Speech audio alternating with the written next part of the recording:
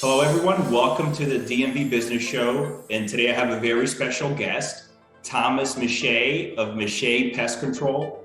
Tom, welcome to the show, my friend. Thanks. Glad to be here. Yeah, How are you today? I'm doing great. How about yourself? Doing very well. That's good. I'm happy to hear that. Thank you for coming on.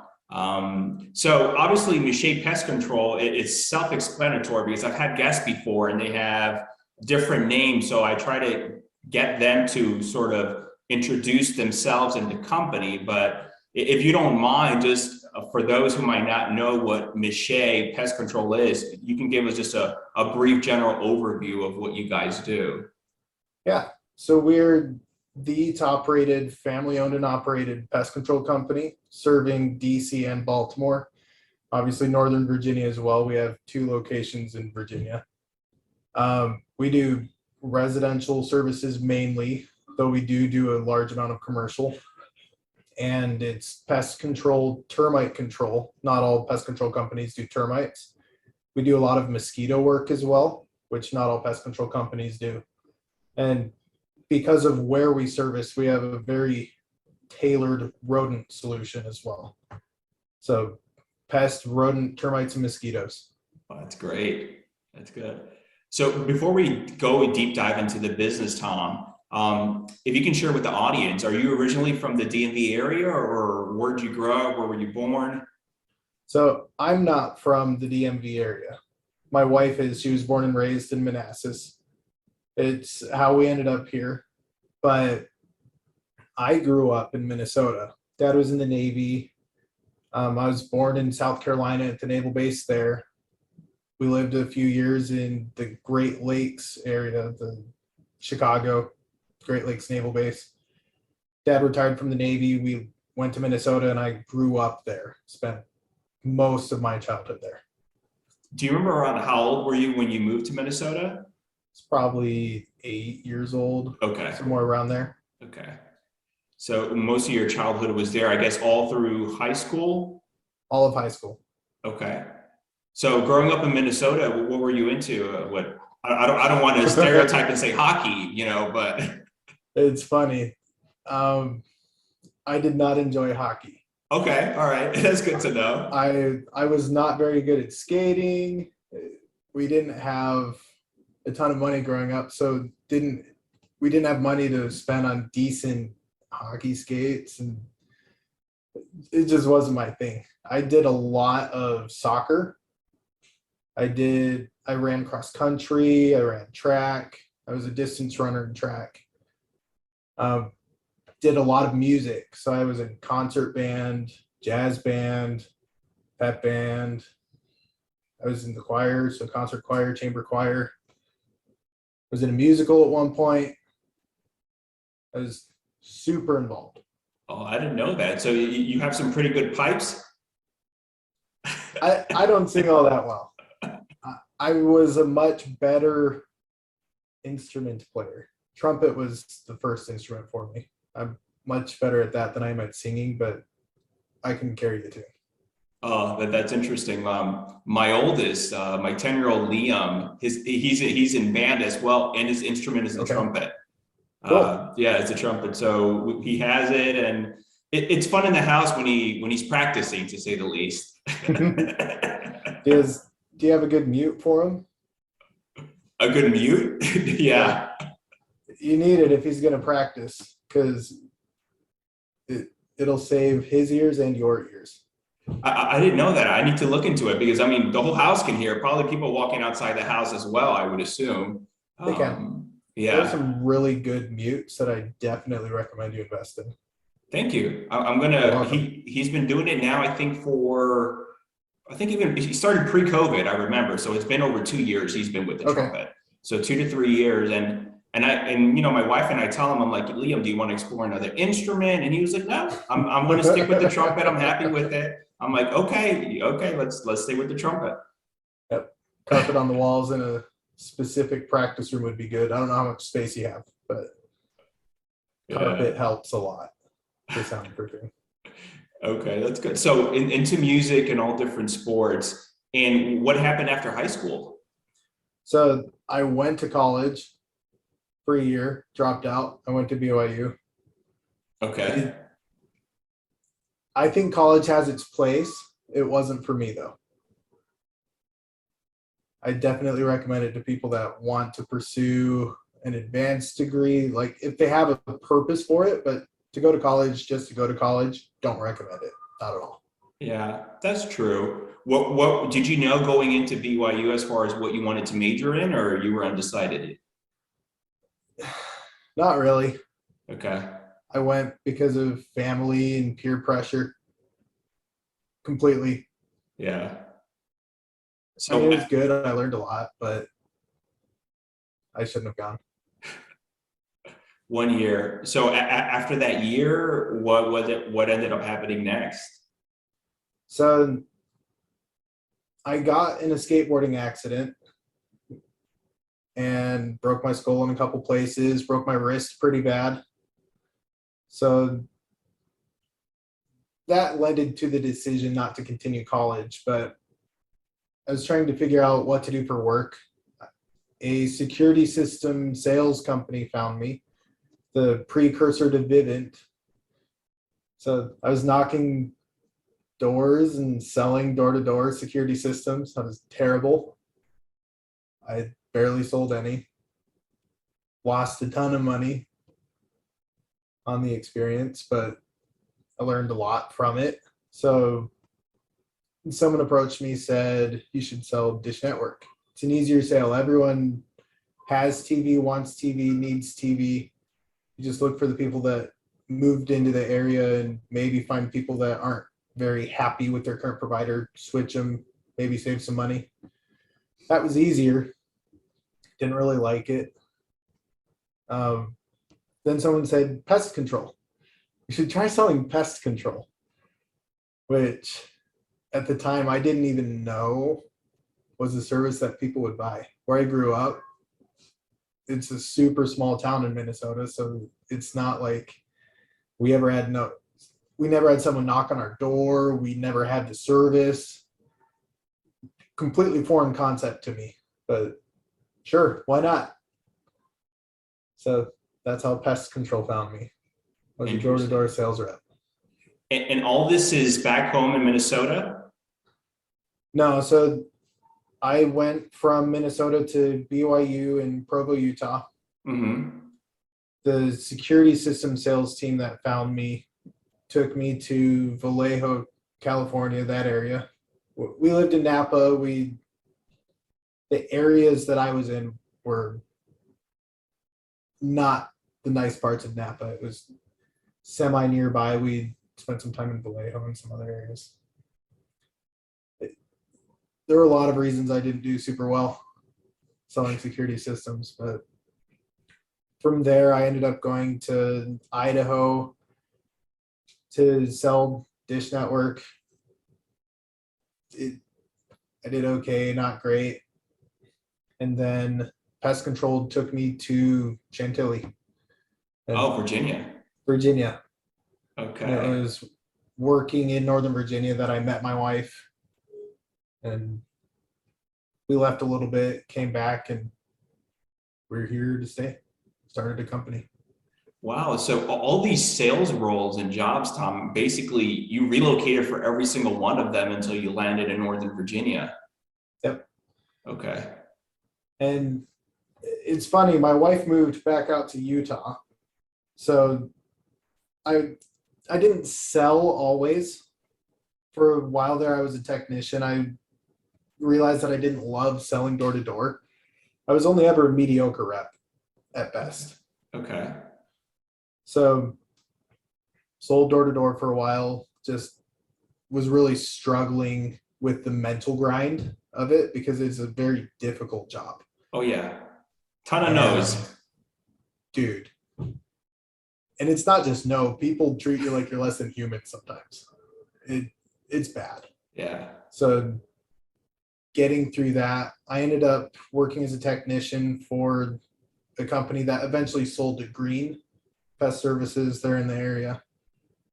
I worked for Moxie as a technician, relocated from here to Utah, chased my wife out there. worked as a technician out in Utah for Moxie, got promoted to service manager.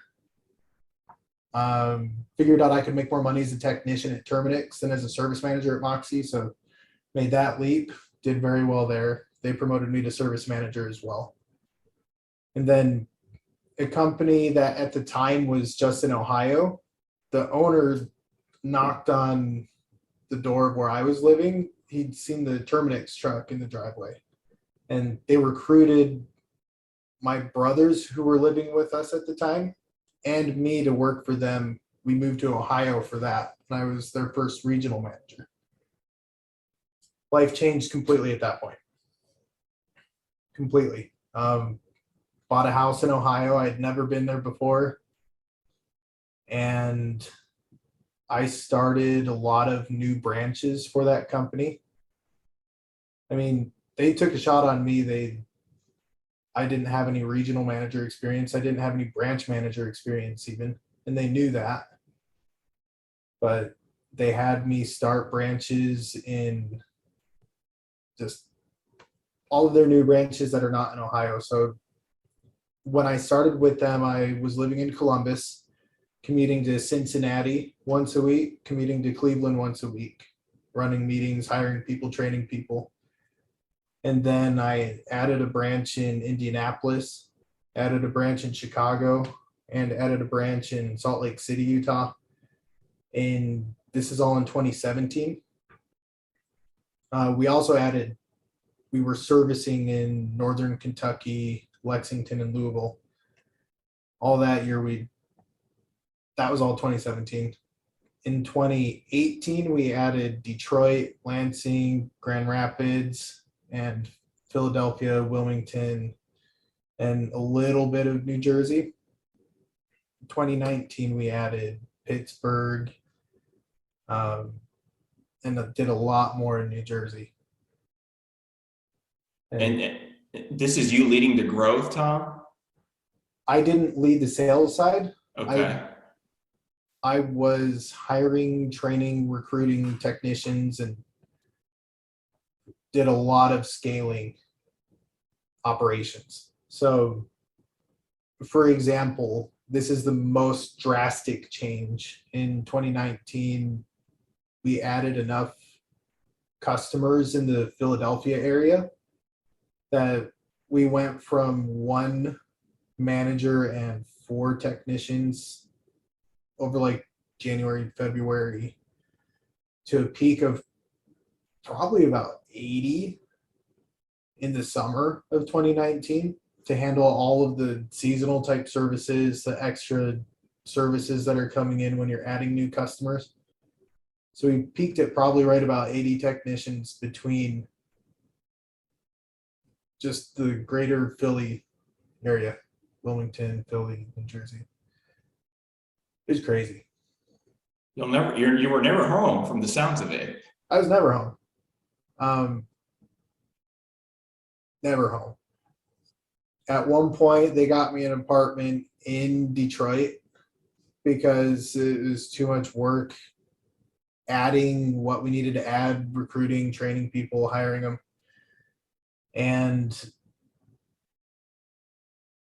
right towards the end, before I left and ended up starting my company, I was commuting from Manassas to Philly every week. I'd leave Sunday nights, or if I just wasn't feeling it on Sunday, then I'd wake up super early Monday morning, get there. I had to be in Philly at 8 a.m. on Monday mornings, and then I wouldn't leave until Friday. Gosh. And that was every week. That was all of 2019. It was crazy. What made you decide to go off on your own eventually? I have 4 kids. I can't travel like that when you have kids. It got really hard when the kids would start crying as I was leaving because they knew that they weren't going to see me for a week at a time. Yeah. And getting through that, leaving, not even making it 5 minutes before you get another phone call saying that the oldest was crying at that point and inconsolable, and it's because I was leaving, is that was a major driving force in me knowing that I had to stop. And then I've always known that I wanted to own my own business. I've always known that. I realized this in high school. It's if you want to make money, you're either a doctor, you're a lawyer, or you own a business. And that's not exactly true anymore. But I didn't want to do the schooling for a doctor. I didn't want to do the schooling for a lawyer. So business made sense to me. At that point, prior to you opening your own company, how many years were you in the pest control business, starting as from a sales door to door to where you were before opening Miche Pest Control? So I started in pest control April 1st, 2010. So it's been a solid, at that point, probably right 9-10 years. Mm-hmm. Because I started, it was just part-time in 2019. Sell a job over like during the week, do it on the weekend. And clearly it's grown a little bit since then. I guess you loved it enough to open your own business, because at that point you could have thought about, hey, why not just pick another industry or career that makes me not have to travel so much, right? Yeah. So by the time I did it, I've been doing pest control for, I'll say, about 10 years at that point. So it's what I knew the best. It's what I felt like I was the best at. Mm-hmm. Play to your strengths. Let's do a pest control company. And then Miche Pest Control was born in what, 2019? 19. Yeah. Going on to 3 years. Going on to 3 years soon. It's been a wild ride. Because initially I thought I was going to be my original business plan, because I had some experience knocking doors and selling door to door. I figured, hey, I'll just go knock on some doors. I'll sell a customer. I'll service anything I sell just on the spot, because I've done tens of thousands of pest control services at this point. I know how to sell it, though I was mediocre at that. I definitely know how to service it. I felt like that was my plan. No idea how good or bad I was going to do. I just figured I'd be able to make it work. And before I took the time to start knocking on doors, I set everything up online. We're talking Home Advisor, Angie's List. What I did is I Googled pest control near me. Then every site that wasn't a competitor's site, all of the like lead resellers and all that, I set up an account with all of them. Okay. Every single one. And some worked better than others. But I figured on average, I should be able to sell at least most of them. And within a few months, I had the need for 3 trucks full time. Wow. It was crazy. And 3/4 of the business was coming from Thumbtack, which a lot of people don't love a ton, but it built my business. It got us up and rolling. So it was these websites that built the business. You didn't have to go to door route. I didn't do any door-to-door personally. Mm-hmm. And I did hire a door-to-door team last year in 2021, but it wasn't until 2021. That it was just an add-on to what was already working really well for us. Completely different business model from what I originally planned. Why do you say people were not having good results with, I think you said Thumbtack, and you were the opposite? You were just hitting it out of the ballpark.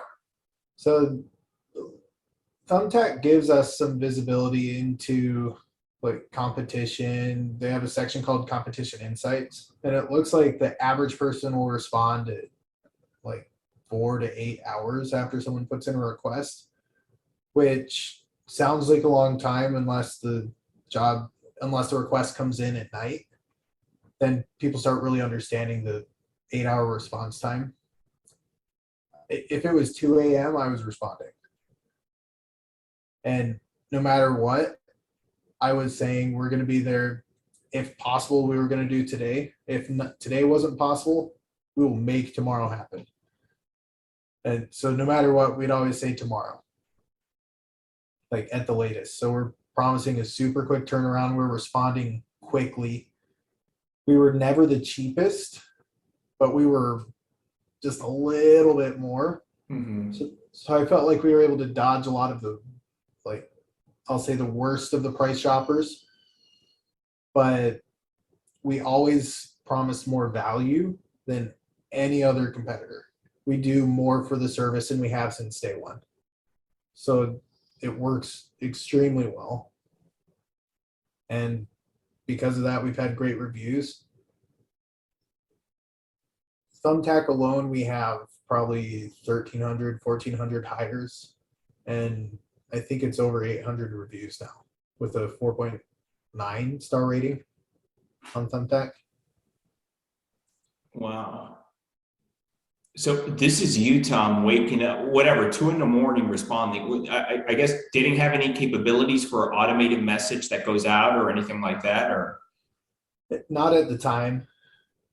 And there's a way to do that now, Mm-hmm.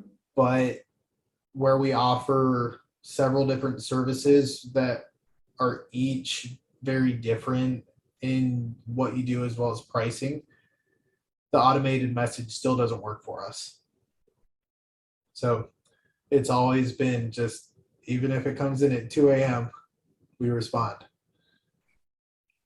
Go ahead. 6 a.m. too. People would send messages at 2, people would send messages at 6, and didn't matter.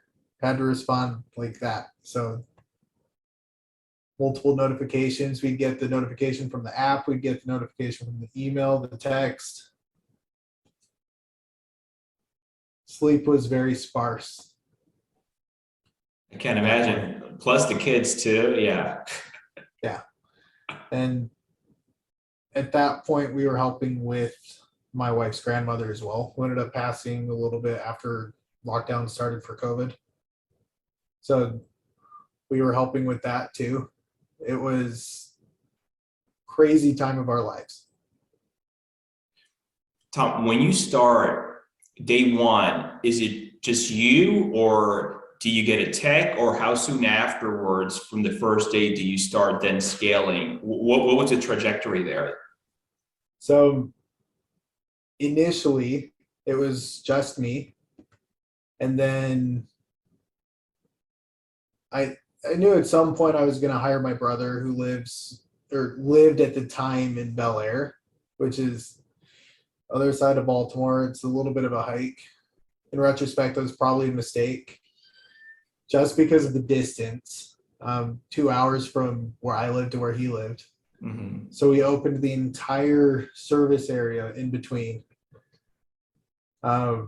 Foolish, way too wide of a service area. But because of the driving in between services, I couldn't respond to a lead fast enough because I was driving, and I paid for the lead, and I couldn't afford to not win the lead if I paid for the lead at that point. It was that tight of a budget. And I lost it because I couldn't respond fast enough. So I said, I'm hiring him. He's doing it. So I hired him. And I don't even think the first month had finished before I did that. Which put even more pressure on, because now I have payroll and I have to sell every single job. It's crazy. So many stupid mistakes. But it helped us grow faster because I hired a technician right away. So first month you hire the technician, your brother, and it starts from there. Yep. First month. With these websites like Thumbtack or Angie's, and is it you're paying, the lead comes in and you're just paying automatically for that lead, whether you get to them that first minute or hours later or days later? Yep. Okay. So the way Thumbtack works is you get a lead and you pay for it instantly. They charge your card on the spot. But it's not just you though, Tom. It's you and however It could many be up pest to control like companies, 8 right? other people. Yeah. Up to 8. Okay. I think it's 8. It might have been Okay. 8 at one point. Sure. Angie's List, I know they'll send to a few people as well. Home Advisor, we did Home Advisor. We even mailed out some Valpak coupons. We've done everything. I feel like we've done everything. So But when you started the business, the growth was more in those third-party services that you would pay for a lead, right? Yep. Is that still the case, or where is the customer base coming from now? So we had a lot of our customers join us through door to door last year because I hired a third-party marketing company to do that for us. Mm-hmm. That's where the bulk of our customers came from at this point. But now we're getting more through our website, through people finding us organically. It's a lot more cost effective that way. The sales teams that you did last year, the door-to-door 2021, you said that was Yep. third party, right? Yep. Do you see yourself continuing that again this year or the following years? Probably not this year. Maybe the following years. Door-to-door teams are expensive. Like that's the biggest problem, is they're really expensive. Generally speaking, you only pay them if they produce. So it's a little bit less risky if you have the money to be able to cash flow it. Mm-hmm. So there's pros and cons to it. But the team that I used last year, I actually ended up going exclusive with a competitor this year. So I can't even use the one that I used last year anymore. Or at least not this year, probably not next year either. So you mentioned earlier about the reviews, and I'm sure in all these third-party websites, people review there as well, and you have great reviews. But just on Google, in just 3 years alone, I mean, you have hundreds of reviews, almost 5 stars. And what I've noticed, Tom, people in your industry, pest control, or even other home service related industries, maybe lawn care, a plumber, HVAC, whatever it may be, a lot of them, unless they're major national players, don't put that much time and focus in the reviews, whether through Google or with these third-party sites. Yeah, a lot of them don't. The reason I do is because I don't know if it's just me or my generation or what, or I'll say my generation, our generation. The first thing I want to know before I go somewhere is like, how good are they? Before I call a company to do business, I want to like look at the reviews, see what the best ones have to say, see what the worst ones have to say, and see if there's a response. If there's a response, what did they say? Like, was it a communication error? Like, figure out what's going on there. And at least this way, when I call them, if it's the company that I call, I know what to expect and what questions to ask when I call them. Basic questions like, is this a contract? Pushing for reviews. I mean, we ask everyone for a review. Every customer gets a text afterward, no matter what the service is. There's no picking and choosing who gets this text. It's everyone gets it. So we get some bad reviews because we're not perfect. We screw up sometimes. But overwhelmingly, because my technicians know that everyone gets asked for a review, they do good work and we get good reviews. We're 1000% committed to that. So the tech leaves the home of the customer, and then automatically they get a text, the customer saying, thank you, whatever, please review us here. So it says, thank you for choosing Miche Pest Control. How did we do? Question mark. And then there's just a link. Sometimes people respond instead of leaving a bad review. I'm thankful for that. I prefer to be able to address it directly, and like, if we screw up, I want to fix it. Sure. But more importantly, it just opens up the dialogue, and we're able to get on top of things that we otherwise wouldn't be able to. And it's always 100% of the time they get that link to be able to leave a review. That link, where does it take them? Usually it's the Google My Business listing. Okay.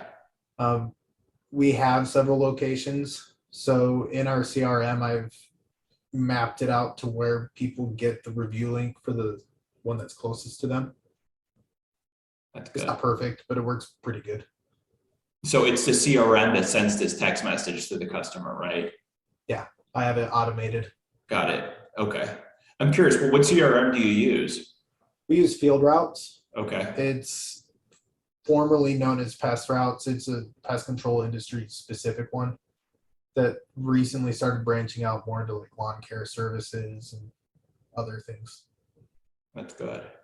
Yeah, because I've seen your Google, and it's just like, it's crazy to see companies that have been established for decades don't even have the amount of stars and reviews that you have for only 3 years. Yeah. Yeah. One of the advantages that we have comes from my time at Greenix, working as the regional manager there. I did a lot of training, a lot of learning how to teach technicians how to do certain things. So we do have a really good service. And with every customer getting that text, it just, the consistency in asking for reviews, people eventually usually leave one. Works pretty well for us. Tom, I understand home base headquarters is Manassas, right? Virginia. But So that's where we started. okay. I've since moved to Fairfax. It's where the third party sales team was living. They were living in Vienna. So I wanted to be close to them so I could pop in on meetings and support them as they needed to, because that was a major part of our growth. It's now our number one source of customers, where they came from. So I moved to Fairfax, and now we have a Fairfax office as well. So your geographic region, though, is from Northern Virginia all the way up to The Delaware border. Which, again, one of the things I've learned over the last couple of years is the number one thing a home service company can do to cut their costs is just maintain a nice tight geographic area. If we're spread out, we do pretty well because of the way our routing software works, but we'd be making a lot more money, I'll say, if we had tighter routes in a smaller area. Deploying the same dollars to market in one area instead of, I'll say, 19 counties. wow. Huge difference. Well, but that's how you want it, right? Or So ideally, if you can market, you can effectively own a market if you just deploy all of your advertising dollars in that market. You can do a lot better in that area. You get a lot more dense of a customer base. You have tighter routes, you're more efficient, and you can save a lot of money that way. So the advantage of being so spread out at this point is when we're trying to grow, we're already in some of the markets. Should have started smaller geographically. so you're using almost both tactics. Do you have an area that you want to sort of densely populate, and at the same time you're sort of growing in all these 19 counties, like you said? Yeah, so I'm trying to start pretty centrally to where our current customer base is. We have an office in Manassas, one in Fairfax, one in Rockville, then one in Timonium. Trying to focus on the Fairfax one right now. Okay. Really get that more dense than just trying to focus in that area. And then as we start attaining a certain level of market penetration, then we'll start expanding the area that we're advertising in. And the ultimate goal is to have an office in each of the counties that we operate in. And after we do that, then we'll start adding more service territory. Tom, this is interesting. So you're currently going through this phase as far as focusing on Fairfax, right? Yep. And owning that market. Yep. So what are you doing? What are some strategies that you're implementing, whether advertising or sales or marketing, whatever it may be, to sort of own Fairfax right now? So I tried thinking about what are the opportunities to advertise to people, especially in, I'll say, Northern Virginia. There's not a lot of opportunity for billboards, and like what seemed like a layup is people spend a lot of time commuting to DC, but there's no billboards. So that's not an option. What I landed on is people spend a lot of time on their phones and on their computers. So I do a lot of Google ads. I do a lot of Facebook ads. We've been doing Bing ads. We have a very robust website structure, and we're working on improving that. We have a specific page for each city that we service in that has a population of, I think it's 10,000 is the number or more.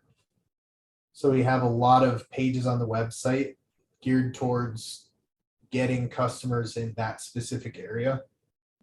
And we're going further and being more specific as far as like termite control in Fairfax, Virginia, spider control in Fairfax, Virginia. So if someone's searching for something specific in a certain area, then we'll be able to provide a more relevant page, which Google likes and helps us rank better for that. The SEO, that's more sort of like a long-term thing, right? Or are you seeing results now as far as people putting in this Google search or Bing? It's definitely a long-term. I've noticed with how crowded the pest control space is, it takes probably a year before there's really any results from each page. So it's very much a long-term play, and we're supplementing that with the Facebook ads and the Google ads. Because there's SEO, we're doing search ads, smart campaigns, and display ads through Google as well. And then on Facebook, we're trying to focus more on branding and getting people to look for us specifically. With all this advertising that you're currently doing, Tom, are you doing that internally in-house, or do you have a third-party provider helping you out with that? We're doing a little bit of both. Okay. The website is largely third-party, but I do have someone internally that writes content now, and they're managing some of our social media. That's good. When it comes to advertising, Google, Bing, Facebook, I don't know if you do Instagram or any other platform. Yeah. How are the results right now? Which one's your favorite as far as where you're seeing the best bang for your buck? Ooh. It depends on what I'm trying to achieve. So the best as far as branding goes, depending on the demographic, Instagram works really well. Facebook, we'd already built a decent following on Facebook, so we get some better results through Facebook than we do through Instagram. But for cold traffic, Instagram's a little bit better. So we're focusing on those two as far as exposing people to us, telling them a little bit about who we are, just getting our name out there. But then cold traffic, Google ads works the best. So it's complicated. You know, you mentioned you have also a video, or you're going to do a video? Yeah, so we released a video I want to say it was just over the weekend or right before the weekend. It's something I filmed right at the tail end of last summer, and thousands of impressions on that already in the areas that we're focusing on. And we're doing So you can do YouTube ads. There's a lot that you can do with getting video content out there. And if you build the campaign properly on Facebook, it can be relatively inexpensive if it's a good quality video, because the platforms like to reward good content. They want people to stay on their platform. So a good quality video that's decently long will help keep people on Facebook longer. So they reward you with a lower cost. Have you tried any YouTube advertising yet? Yeah, we're doing some YouTube ads. Okay. I hear to some people, a lot of pre-roll YouTube ad is going well for some. Yep. It's surprisingly inexpensive if you can get it to deploy in, I'll say, an inexpensive manner. There's ways you can spend a lot of money or you can spend not a ton of money. It depends entirely on how you do it. You mentioned you have someone there helping you internally with some of this advertising, and also you third party out some of it as well. Yeah. How does your team look now today, Tom? I know when it started 3 years ago, first month it was you and your brother, but now how is it looking? So now we have 9 technicians and a service manager, and we have, I want to say, 5 customer service. I think it's 4 customer service reps and an office manager. My wife is the VP of customer service. She handles a lot more than you'd think with us having an office manager. But I don't know, probably 15, 16 people. Okay. And I focus a lot on trying to drum up new business through new advertising outlets, and I let the one person, we create plans and processes and she implements that. Sure. I create new things. I make more work for her is basically what I do. Well, you set it up initially and then she runs with it afterwards. Yeah, that's exactly what it is. How many trucks or vans now? So if you count mine, which I wouldn't, let's not count mine. So 10. Okay. Nice. Great growth in 3 years, man. Congrats. Thank you. It's a lot of work. I'm sure. What would you say drives and motivates you now? So I've just always been driven. Always. It's who I am. I'll back up a little bit. When I was in cross country, I was all state. When I was in band, I was an all state band and all conference. I wasn't as good at choir, like I said, so I was only all conference in that. Everything I do, I try and do really well.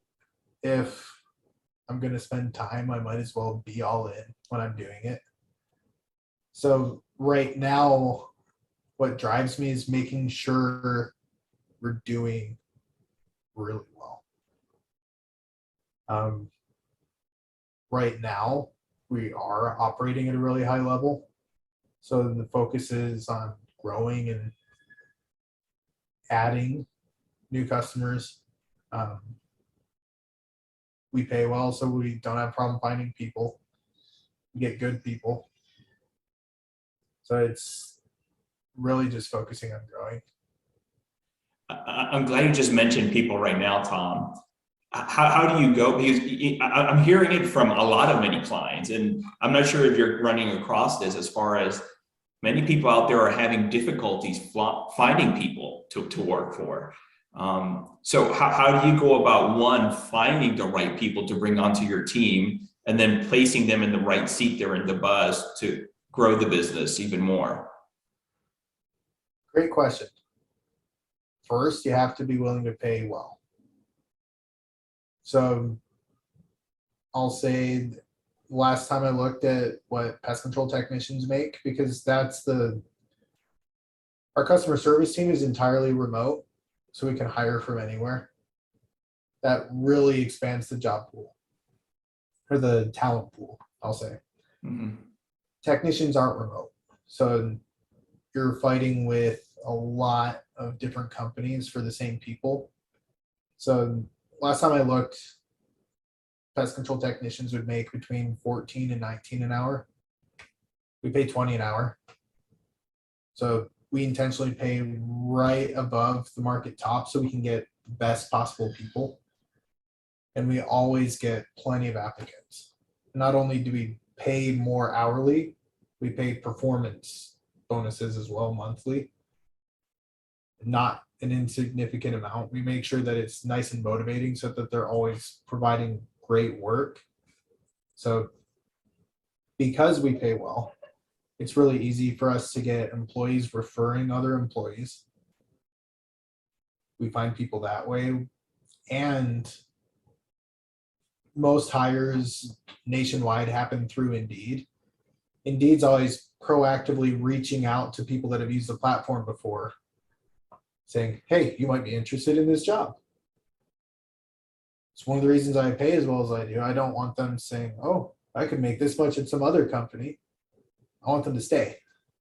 I want my good people to stick around. So I pay a lot to, one, make sure they stay. And then when I open a job posting, because we're hiring, Indeed's telling everybody, hey, check this out.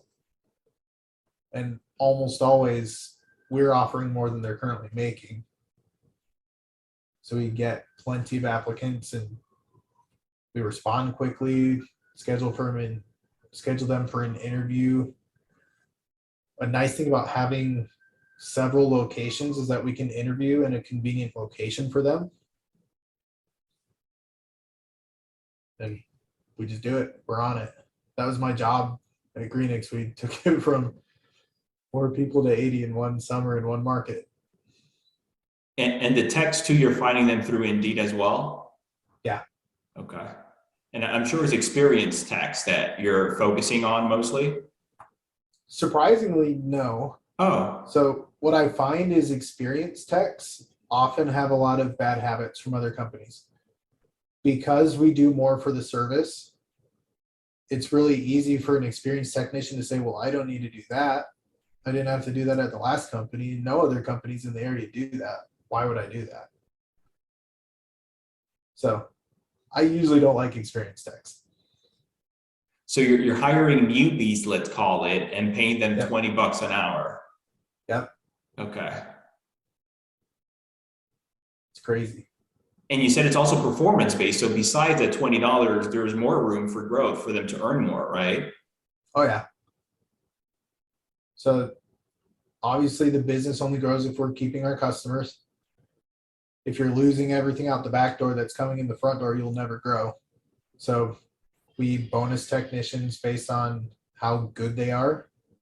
At one, doing good service. We want to make sure they're not getting a lot of callbacks because people are still having problems. But 2, we want to make sure that they're keeping the customers. So those 2 categories are responsible for 60% of their bonus. And another decent chunk is from them driving safely because my truck's a driving billboard. Okay. We make sure that they drive safe. I know you said majority, not all though, of the customer base is residential, even though you do commercial. Yeah. Out of the residential crowd, customer base, Tom, what percentage is recurring? They're set up every month or however often, and the tech goes out there. We've done a lot better at optimizing for recurring customers, I'll say, this past year than we did in the year prior and before that. And that's because we discount the first service based on them committing to at least a year. So as long as they're willing to commit to a year or 2 years worth of service, we're discounting that first service, giving them a good solid couple $100 discount. So because of that, we're able to, it's predominantly recurring at this point. That's great. Yeah. That's the holy grail there. Yes. Initially, before I had our customer acquisition costs dialed in, before I knew everything I was doing, it was essentially no contract, cheap service. Not the cheapest. I made sure I was never the cheapest, but it was really difficult making money that way. The gross margin was always there, but it's compensating for the cost of getting that customer. And if they're not committing to future services, once I figured out what our customer acquisition costs were and like really got our numbers dialed in, we had to make an adjustment to compensate. And since we've done that, it's really started working out a lot better. The recurring service model, who sells that? Is it the tech when they come at the house, or is it done before that or after, or how is the process? So initially, we've always sold our general pest control service over the phone because based on the size of the house, we're able to pretty reliably figure out what it should cost for that. There are some differences. A 3-story townhouse with a 3-story townhouse with 2 walls, front and back, as far as exterior treatable area, takes a lot less time to treat than a house with the same square footage that's a ranch style home that's all spread out over one floor. So it's not perfect, but we're able to pretty reliably quote the pest control over the phone. Rodent, initially, we would require an inspection, send a technician out, let them figure out how many base stations they need. And termites, we would do the same thing. Mosquito, we would sell over the phone. Now, all of it's over the phone. We've been able to dial in our processes, and we know how much it's going to cost based on the address, whether it's pest, rodent, termite, mosquito. And we can quote all of them effectively. So we're trying to avoid spinning our wheels with free inspections at customers' houses. Our technicians' time is valuable. We want them doing things that actually make money. So we've empowered the office to be able to do all of that work. So even like one-offs, that doesn't happen that often. Occasionally you'll get someone who asks for an inspection, really wants an inspection. And what we do on those ones is we're charging for inspections, but we'll credit it towards services that they buy. Okay. Because we don't want to charge for the inspection. We want to just charge for the service that we're planning on doing. Sometimes someone just doesn't know what they have and they really just want a professional eye out there first. That's fine. We get that. Just the frustrating situations that we now largely avoid are the people that want 6 free inspections from different companies and then they're going to pick one. That's not my customer. They can go with 5 companies now instead of 6.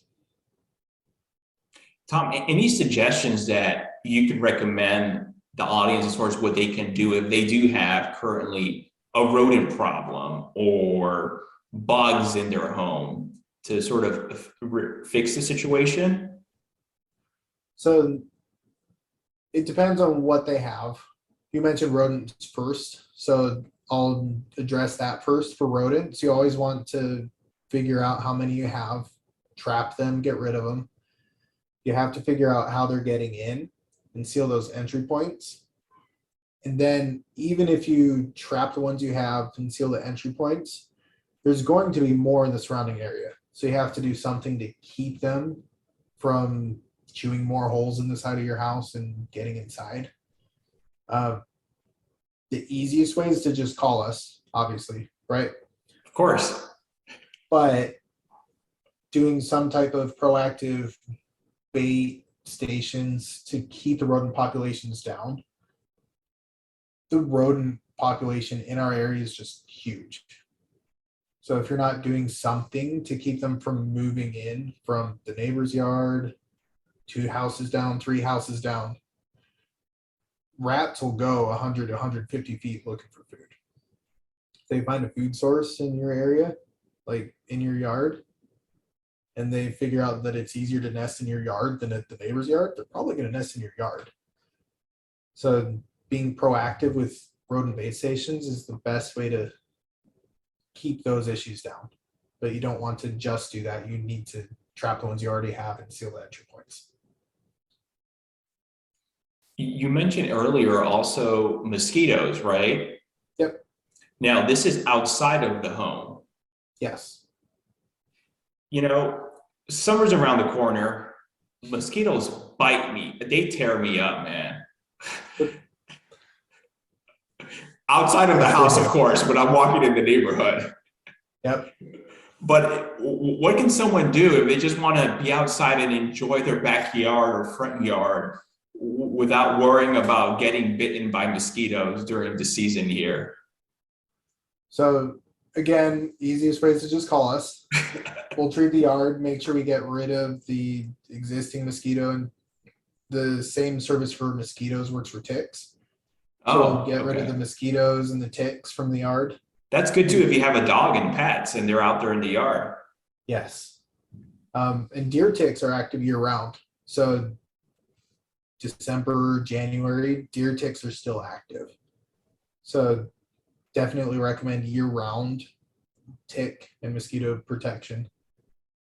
We use a larvicide with our products to actually keep the immature ones from maturing into adults.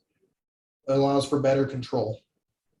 And instead of, a lot of companies will just do like a 10-foot barrier around the edge of the yard, we do the whole yard. Oh, wow. Because sometimes deer come in, ticks drop off, and all of a sudden you have ticks in the middle of your yard that just bypass whatever other company's treatment.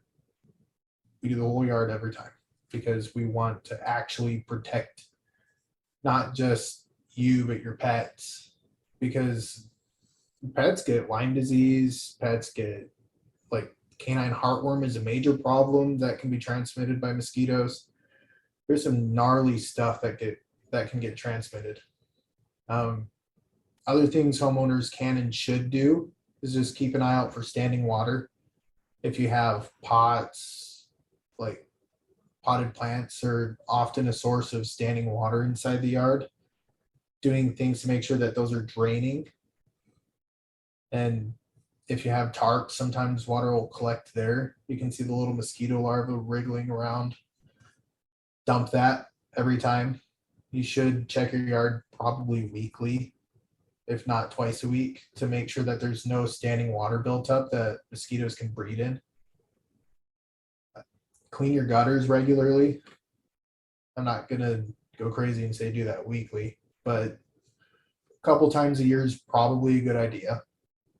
Because the gutters are a very common place for just leaves and all sorts of organic debris to build up, create standing water, which then the mosquitoes will lay their eggs in it, hatch, and you have a mosquito problem.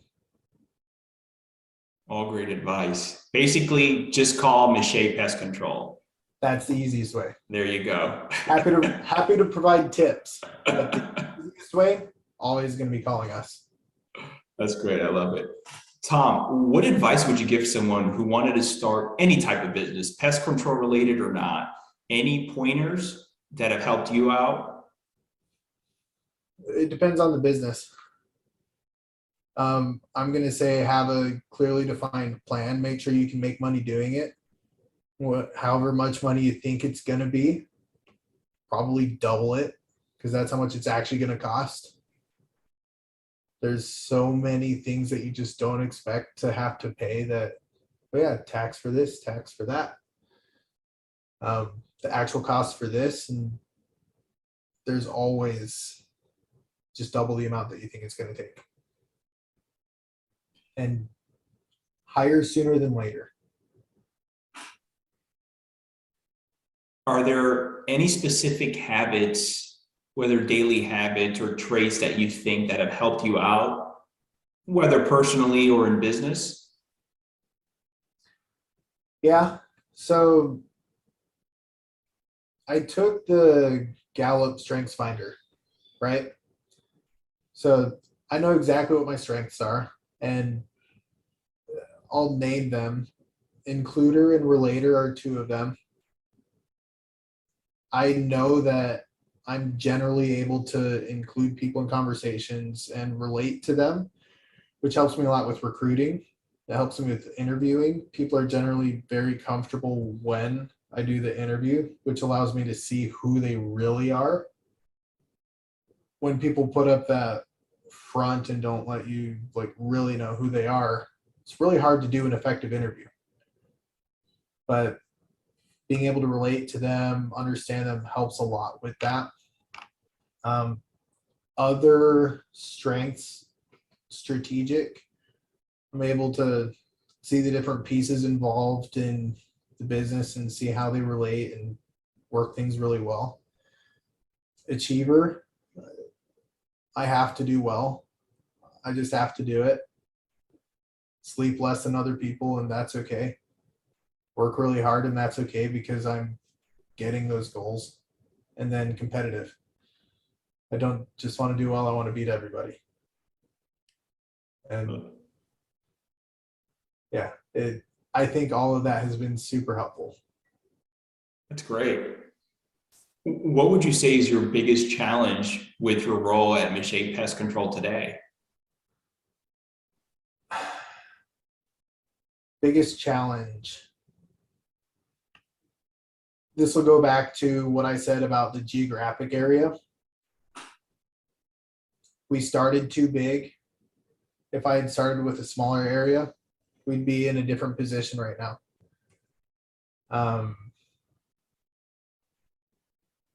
And we're working through it. It's just going to take time. So I'll say patience is the second biggest challenge. Just working through the process to grow, get the density that'll allow us to do what we should be doing already. Coming to an end here now, Tom, what does the future look like for you and the company? What does the next 5 years or so look like?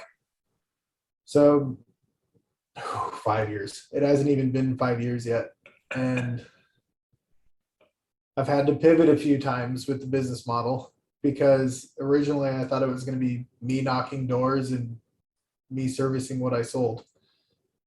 So I'll say we're growing. How big we get, I couldn't tell you.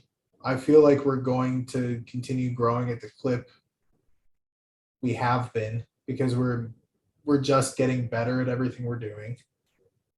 And there's so much room to grow in our area. We're going to eventually have an office in each county in our service area. We're already giving back to the communities that we serve. We're sponsoring some sports teams. We're doing some of that. As we grow, we're going to do more and more of that. The lessons I learned, for example, in cross country have carried me through the entire professional career. So I want to give more people more opportunity to learn those same lessons because they were so valuable to me. After we, I'll say, fill in our existing service area, we're going to be adding some more service areas. The plan long-term for service area will go from DC all the way through Boston. So we'll get Wilmington, Philly, New Jersey, probably most of it, if not the whole thing. New York City, Long Island, Connecticut, Boston, Springfield. All up and down the 95 corridor there. A lot of growth. It's a lot of growth. We're ways off from that, but we'll get there. I have no doubts about that. Tom, when you're not busy working and growing the company, what do you like to do in your free time for fun? Oh, I'm not allowed to play video games anymore. Why not? If I do something, I'm all in, and that comes at the detriment of my kids. So I try and spend time with the kids and with my family, and that's where I spend my time now. You know, as they get older, they're going to be into video games. I will play with them if my wife will let me. I was going to say, maybe that's your way back in. Maybe. We'll see if I'm allowed. So basically just family time then when you're not busy with the company. Yeah, that's the number one thing. I go to church every week. and spend time with the family. That's great. Tom, if people want to learn more about you and Miche Pest Control, where can they find out more information? So if they want to learn more about Miche Pest Control, best way is to check out our website, michepestcontrol.com. If you want to learn more about me, just reach out to me. I mean, listening to this podcast will help, gives a little bit of insight into me, but I'm happy to talk with most people, I'll say. As long as you're not just trying to sell me something. If there's a legit conversation happening, I'll talk. I love that. Tom, thank you so much. I had a great time. Thank you for coming on. You're welcome. Thanks for having me. Of course, the pleasure's all mine. Take care. You too. Thanks.